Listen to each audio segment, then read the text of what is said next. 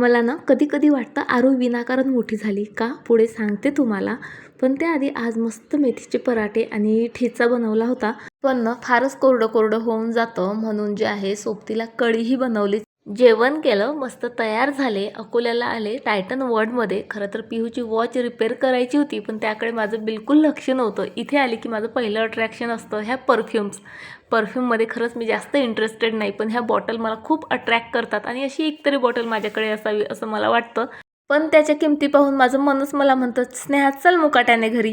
घरी कशाला, मी तर मस्त शूजच्या शॉपमध्ये आले. शूज घेऊ का क्रॉप घेऊ, भरपूर कन्फ्यूज होते. पण नंतर मला म्हटलं, स्नेहा काहीही घेतलं तरी ते काही तुझ्या वाट्याला येणार नाही.